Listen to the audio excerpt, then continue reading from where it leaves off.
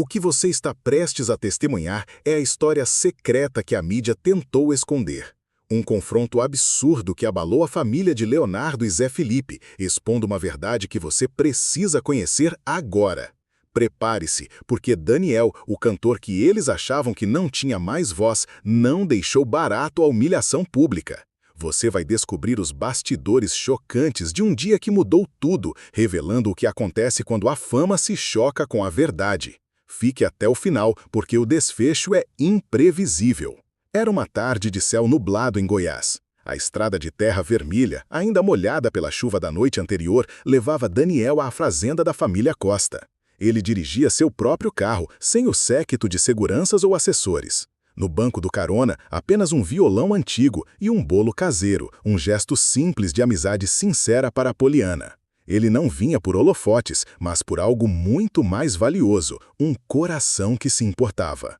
Leonardo estava na varanda principal quando viu o carro se aproximar. O abraço entre os dois foi longo, apertado, daqueles que dispensam qualquer palavra. Tinham se falado por telefone, sim, mas nada substitui o olho no olho. E naquele momento, o que Leonardo mais precisava era de um olhar sincero, de um irmão que não julgava. "Tá tudo meio bagunçado aqui, mas você é de casa", disse Leonardo tentando manter o tom leve, mas Daniel sabia.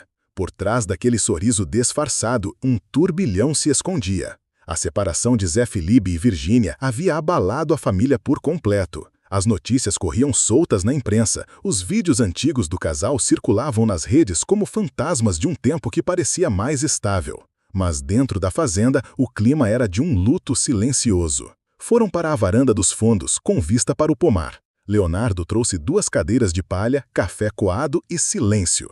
Daniel não forçou conversa, esperou. Ele sabia que os assuntos importantes vêm quando a alma está pronta, não quando a pauta exige.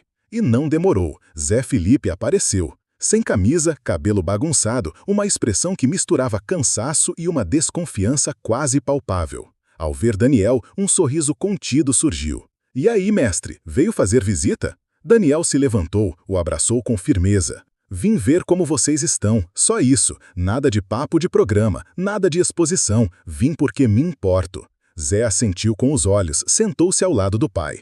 Por alguns minutos, os 3 apenas olharam o horizonte, ouvindo o som dos passarinhos e o vento nas folhas. Foi Leonardo quem quebrou o silêncio, a voz carregada. "Ele não tem falado muito, Dani, tá guardando demais." Daniel virou-se para o filho do amigo, a voz mansa mas firme. "Zé, o silêncio às vezes protege, mas outras vezes vira a prisão.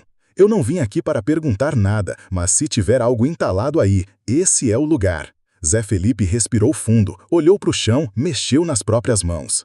E então, pela primeira vez em semanas, decidiu falar, a voz embargada pela dor de uma verdade que o corroía. "Eu sei que o casamento já tinha acabado faz tempo, a gente só não queria enxergar, mas teve um período ali que eu comecei a desconfiar." Leonardo arregalou levemente os olhos, mas não interrompeu. Daniel manteve o rosto sereno, mais atento do que nunca.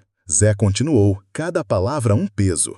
"Ela começou a sair demais, às vezes dizia que ia para reunião, mas postava foto em lugar nenhum. Comecei a sentir que tinha algo estranho. E aí, um amigo nosso do futebol me deu um toque." Daniel permaneceu em silêncio, apenas observando a dor do rapaz. Zé engoliu seco e completou, a voz quase um sussurro. "Disse que viu ela num camarote, num jogo, com um cara, um jogador famoso." Eu não quis acreditar, mas depois disso comecei a reparar mais. As mensagens, o jeito dela falar comigo, tudo mudou. A admiração morreu. Leonardo baixou a cabeça. Estava claro que aquela era a primeira vez que o filho verbalizava tudo aquilo com clareza. A confissão doeu na alma do pai. Daniel, ainda sem levantar o tom, disse: "Você falou com ela sobre isso?" Zé respondeu com um suspiro pesado. "Falei, mas ela sempre negou, e eu não tinha prova também, nunca peguei no flagra. Só que a gente sente, e quando a admiração acaba, tudo o que vem depois é só manutenção de imagem." Leonardo apertou os olhos, visivelmente mexido. Daniel, mantendo sua postura pacífica, mas com autoridade: "Zé, não é meu lugar julgar, e não vou fazer isso. Mas te digo uma coisa, como pai, como marido e como homem, o amor não sobrevive sem verdade. E a verdade, mesmo quando não é dita, ela se mostra." A frase pairou no ar como uma oração, um aviso. Zé Felipe respirou fundo. "Eu tentei, Dani, juro que tentei. Eu era presente, cuidava das crianças, abria mão de tudo para estar perto. Mas parecia que ela estava sempre 2 passos à frente, como se a vida dela já fosse outra e eu só não tinha sido avisado. Narrador, e antes que você continue a desvendar os próximos minutos desse drama familiar, eu tenho um aviso urgente para você. Se essa história está te tocando, se você sente que ela pode mudar a forma como você vê as relações, comente agora a palavra